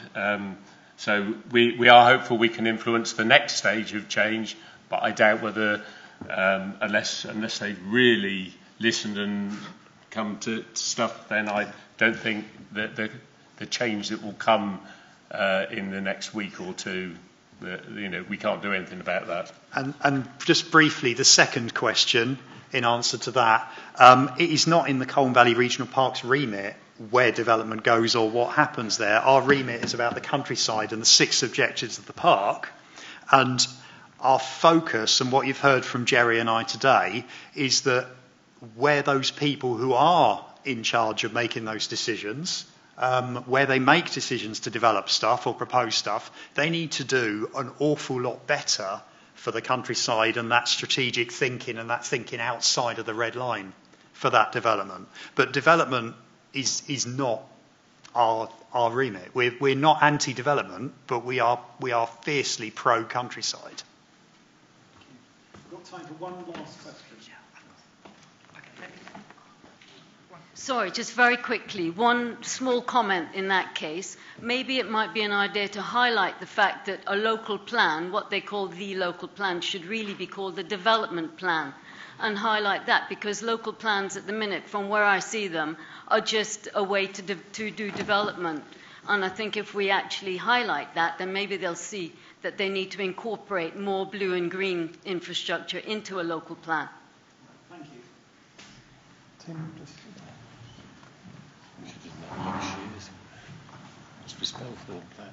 Thank you very much. Tim Hill, Hartsman, Six Wildlife Trust. I suppose I majored this morning on our evidence base for the wetlands in the regional park. I think what we're missing is an evidence base for terrestrial habitats and the riverine habitats. Excuse me. Sorry. To enable us to really prioritise where we should be focusing our actions for the future. It's a huge area, the Colne Valley, and we now have the recommendations for all those wetlands. We have recommendations in terms of conservation or recreation focus for each of those water bodies. I think looking maybe 10, 15 years ahead, it would be so helpful if we had the equivalent to that evidence base for the wetlands, for the terrestrial habitats, bringing together an audit of all the existing local wildlife sites, sites of importance for nature conservation, but really importantly, putting a layer on top of that also where the hotspots for recreation are for the future. Because having worked personally in the Lee Valley Regional Park for 20 years before joining Hartsman Sex Wildlife Trust, there was the benefit there, I guess, of the Act and all the funding, which enabled those sorts of pieces of work to do. But from my own experience now of nearly 20 years working in Colne Valley Regional Park, we do seem to come up against, again and again, not having that real prioritised list of sites that we should be focusing on. And I think whilst the difference to the Lee Valley Regional Park Authority is that the vast majority in the Colne is in private ownership, we do have a suite of sites that I think we could be looking to work really proactively with the likes of Affinity Water, Thames Water, to absolutely embrace those as our vision for the future of really high quality, publicly accessible sites which offer both for nature conservation and for people. So that's what I would suggest for the future, is that we need to get a better grip on the terrestrial habitats. We need to embrace those sites that have the opportunity to deliver at the moment, and as you said, Stuart, link them all together so that we have a genuine, cohesive and tangible landscape for the future. so that people can genuinely go somewhere, use it, and perhaps get from place to place.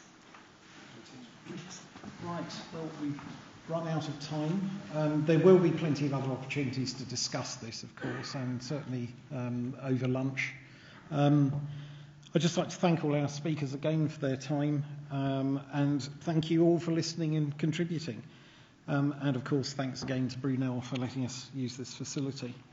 We're going to be offering lunch here, and our team will be available to answer any further questions or any comments you want to discuss with them.